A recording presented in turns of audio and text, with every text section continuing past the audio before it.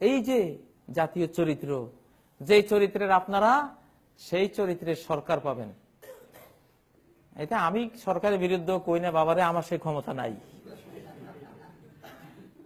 আপনাদের বিরুদ্ধে বলি না, আমি বলি কোরআন সুন্নাহর কথা।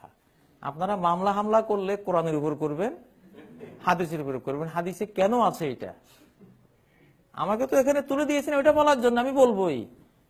আমি রিস্ক মুক্ত ভাই, কারণ আমি নিজের কোনো কথা বলছি না।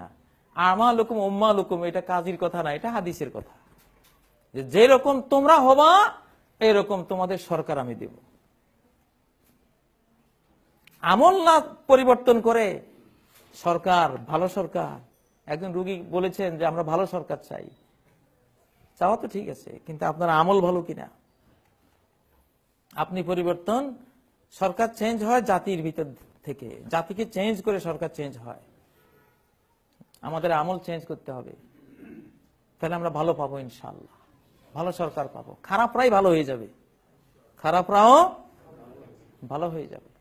দুদকের দারোগা কখনো হাসে না, কারণ জনগণ খারাপ। এদেরকে হাসি উপহার দেব কেন? ওর জনগণ খারাপ। খালি লাঠির বাড়ি, মুগুরের বাড়ি, গেলাজন সিদাত, ফেরেশতা যা নিয়োগ আছে ওখানে যত কাঁদবে তত পিটাবে। ওর কাজে হলো যত করবি তত মার। খারাপের সরকার কেমন হয় দেখেন। আর জান্নাতের যিনি দারোগা, ওনার নাম রেদওয়ান, খালি হাসি। রেদওয়ান মানে সন্তুষ্ট, আগা গোড়া সন্তুষ্ট, খালি দেখা বলি সালাম, অভিবাদন। জনগণ ভালো, জান্নাতের জনগণ ভালো। জান্নাতের যিনি সরকার, স্বরাষ্ট্রমন্ত্রী রেদওয়ান, উনিও ভালো। জনগণ ভালো, সরকার ভালো। জনগণ খারাপ, কারণ আপনাদের ভিতর থেকে তো সরকার আসবে। সরকার কি আকাশ থেকে এসে জুড়ে বসবে? এই 16 কোটির একজনই তো হবে। তো 16 কোটির জনগণের চরিত্র যেমন, ওই তিনিও তেমনি আসতে হবে, নাহলে তো মিলবে না। যে যুগে আলীকে জিজ্ঞাসা করা হয়েছিল, আলী তোমার যুগে এত ফিতনা ফাসাদ, আবু বকর কত ভালো মানুষ ছিলেন, ওনার যুগে তো এগুলি কিছুই ছিল না, ওমরের যুগে কত শান্তিতে ছিলাম, তুমি খলিফা হলা যত অশান্তি। তখন আলী বললেন, ভাই কথা ঠিকই বলেছো, আবু বকর ওমর যখন খলিফা তখন আমি আলী হইলাম তার প্রজা, তাদের প্রজা, আর আমি যখন খলিফা তখন তোমার মতো লোক আমার প্রজা, শান্তি আসবে কি করে? আমি তো তোমার খলিফা। এটাই হলো কথা। অতএব সমাধান আপনাদের কাছে। এখন আপনারা ভালো হবেন কিনা? ভালো মানে তসবিহ একটা, আর টুপি একটা, লম্বা জামা একটা, আর দুনিয়া যত শিরিক কুফর সব ভিতরে, শয়তানি বান্দরামি সব ভিতরে না। কোরআন আর সহিহ সুন্নাহ বাস, যেমনি বলে তেমনি, যেমনি নাচাও তেমনি নাচে। এটা খারাপের অর্থে বলে, কিন্তু কোরআন সুন্নাহর কথা কিন্তু এটাই। কোরআন সুন্নাহ যেমনি তোমাকে যেদিকে টানবে সেদিকে চলে যাবা। নবীজি বলেছেন, ইন্নামাল মুমিন কাল জামালিল আনিফ, মুমিনের উদাহরণ হলো নাকে রশি লাগানো উটের মতো।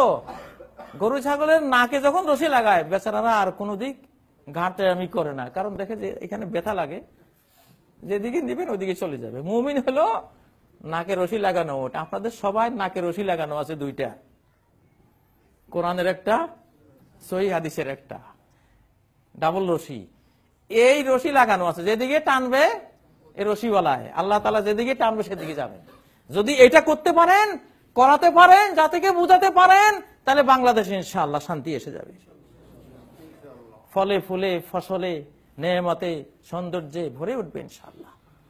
আর যদি এটা না করেন, তাহলে সারা পৃথিবীর সব বুদ্ধিজীবী, সব নেতা নেত্রী, জাতিসংঘ এবং আরো যত সংঘ আছে, মানবাধিকার সংস্থা, সবকিছু হাজির করলেও দিন দিন শুধু রোগ বাড়বে, এবং বাস্তব বলছি এটা বাড়তে থাকবে, কারণ আসবে না মানুষ। ইমাম মাহদিকে আসতে হবে, উনি এসে আপনাদেরকে বুঝাবেন ইনশাআল্লাহ। তো পুরা জাতি না বুঝলেও অন্তত এইসব মসজিদের মুসল্লিরা তারা বোঝা উচিত যে সমাধান হলো কোরআন ও সুন্নাহর পথে। কারোর প্রতি কোনো আবেগ আমার থাকবে না, আমার আবেগ থাকবে কোরআন এবং সহিহ সুন্নাহ। যার যেটা পাওনা, ন্যায়কারীকে সমর্থন দেব, কেউ অন্যায় করলে অন্যায়ের বিরুদ্ধে বলবো, সেটাও বিরুদ্ধে বললেও কোরআন দিয়ে বলবো, পক্ষে বললেও কোরআন দিয়ে বলবো, আমার কোনো কথা নেই। আল্লাহ তাআলা আমাদের সবাইকে কোরআন সুন্নাহর দিকে আসার তৌফিক দান করুন। কোরআনকে যাতে আমরা ছেড়ে না দেই, কোরআনের সাথে আমাদের জীবনটা চলুক, আল্লাহ আমাদেরকে সেই তৌফিক দান করুন। এই জাতির নেতা নেত্রী, এই জাতির জনগণ সবাইকে কোরআনের ছাঁচে আল্লাহ গড়ে তোলার তৌফিক দান করুন, সহিহ সুন্নাহর ছাঁচে গড়ে ওঠার তৌফিক দান করুন। আকুলু কওলি হাযা ওয়া আস্তাগফিরুল্লাহ লি ওয়া লাকুম ফাস্তাগফিরুহু ওয়া তুবু ইলাইহি ইন্নাহু হুয়াল গফুরুর রহিম।